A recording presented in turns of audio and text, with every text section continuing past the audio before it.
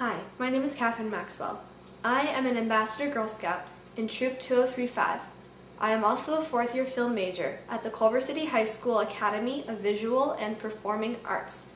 You are about to watch my Gold Award film. The Gold Award is the highest award in Girl Scouting, and my film is about the history of my hometown, Culver City, incorporated in 1917 and known as the heart of Screenland. I hope you enjoy learning about Culver City's history as much as I have while making this project. Thank you.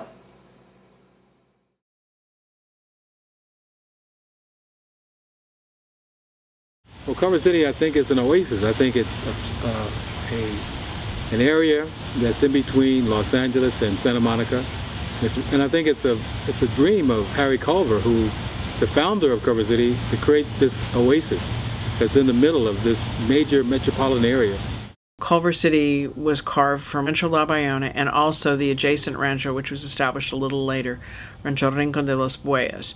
They butted up together in what is now the center of downtown Culver City, right about Main Street.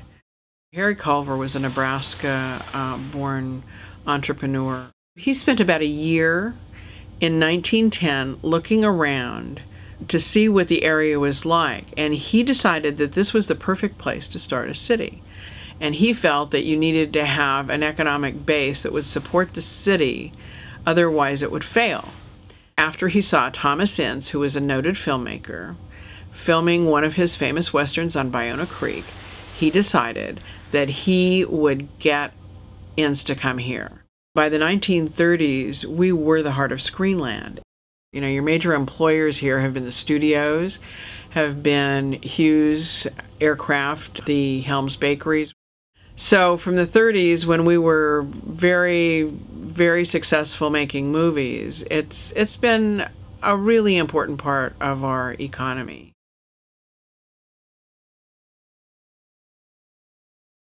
Well, Raintree initially was the backlot of MGM Studios. Well, they filmed Wizard of Oz, Gone with the Wind. Then Raintree County, there's a movie with Montgomery Clift and Elizabeth Taylor that actually the complex is named after.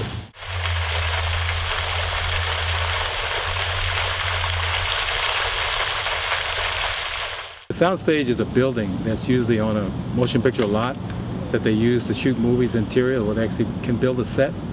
So at one time, MGM had their backlot, and that's where they used to shoot the amazing movies. And then Sony Pictures Entertainment took it over, purchased it in a land swap on January 1st of 1990. You had the studio that's now the Culver Studios, which was Thomas Ince's second. That became DeMille, RKO, Pathé, Desilu, Selznick International, Laird International, Culver City Studios, the Culver Studios most recently. So we have the world headquarters of Sony Pictures Entertainment right over here at 10202 West Washington Boulevard.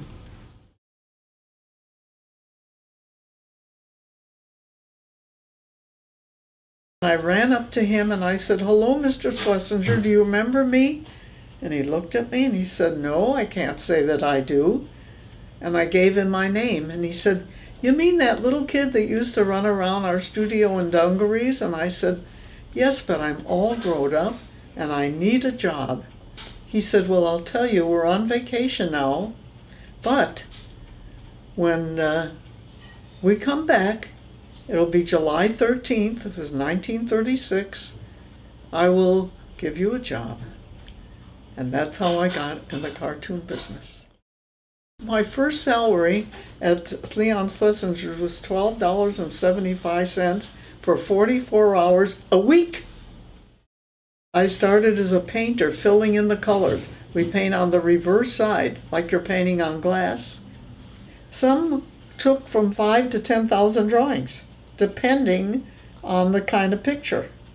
Porky Pig, Daffy Duck, Bugs Bunny, Elmer Fudd, Tweety, the Roadrunner, the Coyote, Pepe Le Pew.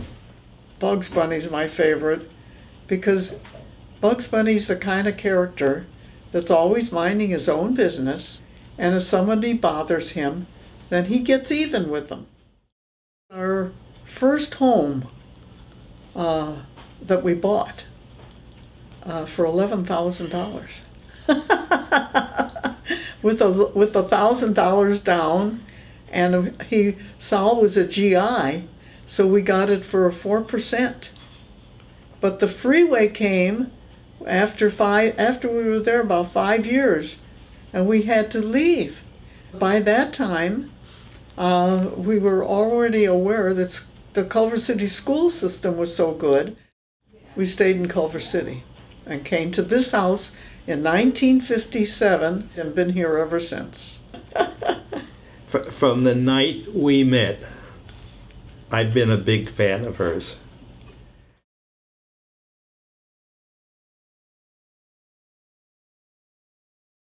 We had a one-room school. It was called La Bayona, and eventually Culver City had 8 operating elementary schools at its peak, and it had a junior high, and it had a high school. So we have 5 operating elementary schools now. El Marino had been closed and it was brought back, and Culver City had the first Spanish immersion program in the country. We have a lot of diversity in Culver City. That's always been one of the strong points and the strengths, is how everyone just gets along well. We were a California distinguished school, and we were a national blue ribbon school. Sony, I think, came into the picture maybe 20 years ago, and they've been very supportive of the school district, financially and curricular-wise, in terms of sponsoring the Academy of Visual and Performing Arts and so forth. First year teaching, I had the mayor's daughter in my classroom. I knew the superintendent on a first name basis. It's just a nice community.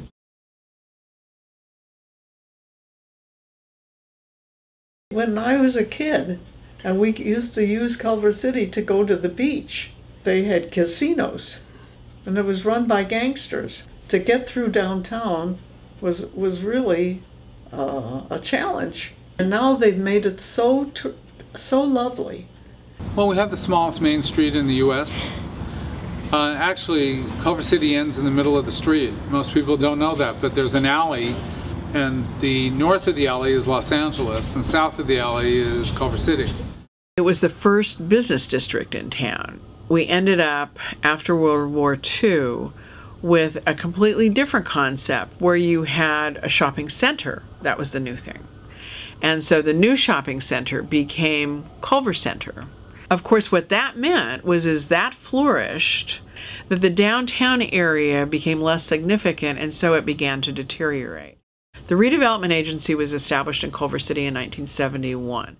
Culver City started out as 1.2 square miles centered around Main Street through a series of 40-some annexations, little bits and pieces here and there, to about 5 square miles. We're just under. Your population has pretty much topped out at about 40,000. Even though we live in Los Angeles, you don't feel like you live in Los Angeles. I love the idea that it's a small city. We have our own school system, which is excellent. We have our own police department. We have our own fire department. You get to know everybody in Culver City.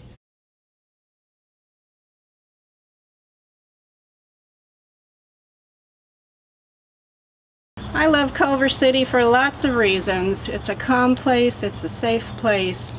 In the rare instances I've had to call police or fire, they're there immediately. But for the purposes of this film, I'd like to share that Culver City really rose to the occasion when I was helping my daughter sell Girl Scout cookies, going door to door, and the response was overwhelming. Thank you, Culver City. I love Culver City because it's a small town within a big city. So you have all the advantages and the sense of community of a small town, plus all the cool things like, you know, great restaurants and theater and things like that you have in a big city, all right nearby. I love Culver City because I love the people who live here.